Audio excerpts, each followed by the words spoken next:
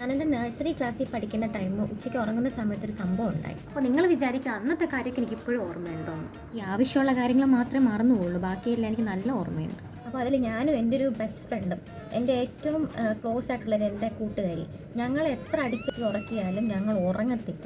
ഞങ്ങൾ എപ്പോഴും ഇങ്ങനെ സംസാരിച്ചുകൊണ്ട് കിടക്കും. ഞങ്ങളുടെ ഏറ്റവും വലിയ സംസാര വിഷയം എന്ന് പറയുന്നത് പ്രേതക്കഥയായിരുന്നു.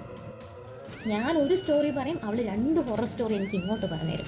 ഞാൻ പറയുന്ന സ്റ്റോറിക്കെല്ലാം ആണോ അങ്ങനെയാണോ ഇങ്ങനെയാണോ എന്നൊക്കെ പറഞ്ഞ് സപ്പോർട്ട് ചെയ്ത് കേട്ട് കേട്ട് കേട്ട് കൂടെ നിന്നിട്ട് അതിനേക്കാൾ പവർഫുള്ളായിട്ടുള്ള പ്രേതക്കഥ എനിക്ക് ഇങ്ങോട്ട് പറഞ്ഞു തരുമായിരുന്നു. കഥ പറഞ്ഞു പറഞ്ഞു പറഞ്ഞ് 3-4 ദിവസമായപ്പോഴത്തേക്ക് പുള്ളിക്കാരി കാണാനില്ല.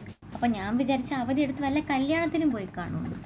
അങ്ങനെ അടുത്ത ദിവസമായപ്പോഴും പുള്ളിക്കാരി വന്നില്ല. അപ്പോഴും ഉച്ച സമയപ്പോഴത്തേക്ക് ടീച്ചേഴ്സ് ഞങ്ങളെല്ലാവരും കൂടെ ഉറങ്ങാൻ വേണ്ടിയിട്ട് അവിടെ കൊണ്ടുപോയി കിടത്തി. അപ്പോൾ ഞാനിങ്ങനെ കിടന്ന് ഉറങ്ങാൻ വേണ്ടി ഇങ്ങനെ കിടന്നിട്ട് സംസാരിക്കാൻ ആരുമില്ലല്ലോ, അവളും ഇല്ലല്ലോ. അപ്പോൾ ഞാനിങ്ങനെ എന്നിട്ട് ജസ്റ്റ് ഒന്ന് ഡോറിൻ്റെ അവിടെ നോക്കിയപ്പോൾ പരിചയമുള്ളൊരു മുഖം, അവളുടെ അമ്മ. അങ്ങനെ ടീച്ചറുമായിട്ട് ആൻറ്റി വന്ന് സംസാരിക്കുന്നതൊക്കെ കണ്ട് ഞാനിങ്ങനെ നോക്കിയും കിടക്കുമായിരുന്നു. കുറച്ച് കഴിഞ്ഞപ്പോൾ ടീച്ചർ എന്നെ വിളിച്ചു.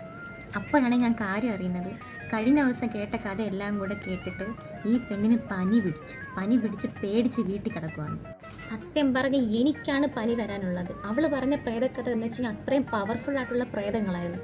എൻ്റെ ഈ പവറില്ലാത്ത പ്രേതങ്ങളുടെ കഥയും കേട്ടിട്ട് ആ പെണ്ണ് പോയി പനി പിടിച്ച് കിടക്കുന്ന വീട്ടിൽ. അതിനുശേഷം ആ കൊച്ചിൻ്റെ അടുത്ത് മിണ്ടിയിട്ടില്ല. ആ ചെറിയ പ്രായത്തിൽ ഞാൻ വലിയൊരു ലൈഫ് ലെസൺ പഠിച്ചു. നമ്മൾ ആരോടാണ് സംസാരിക്കുന്നത്, എന്താണ് സംസാരിക്കുന്നതൊക്കെ നോക്കിയും കണ്ടും വേണം ചെയ്യാൻ.